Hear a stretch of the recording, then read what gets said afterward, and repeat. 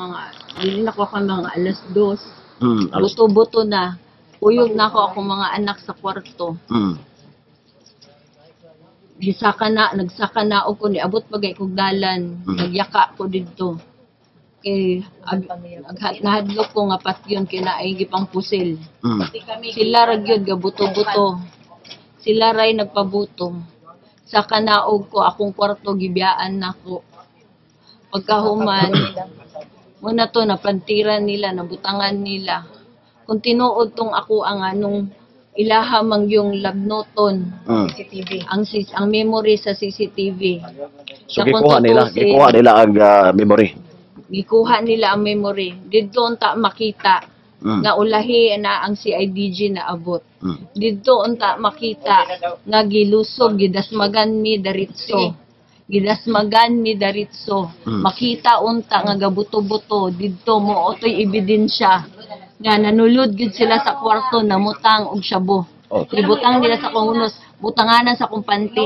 Ang butanganan sa akong panty arrange kay ito. Pag-obri na sa hunos. Kuan na kanang gakatag na kanang waskag na.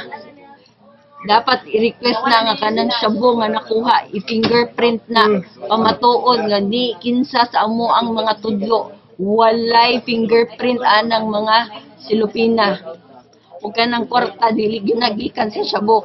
Gikan na sa ako para sa sakto sa tarong. Doon ay kwarta mga pila to value ato kwarta vice. Mga 1 million ka pinto. Kaya wala bay bangko. Birnes biya Sabado. Muna ni giingon na frustrate ing ani ka desperado kung kinsa man nag-orchestrate ani. Pero kabalo mo sa kadugay ng isyu. Dugay kabalo mo nasayod mo nga dugay na nila ning giplanuhan nga plantiran mi. Kumpiyansa kaayo mi kay wala mi gidhimong daotan. Ang isa ra gyud ako ibalik-balik. Kung walay irregular, walay hocus-pocus aning implementasyon sa operation nganong gilabnot ang memory card sa among CCTV pati ang monitor gipangguba ang mga CCTV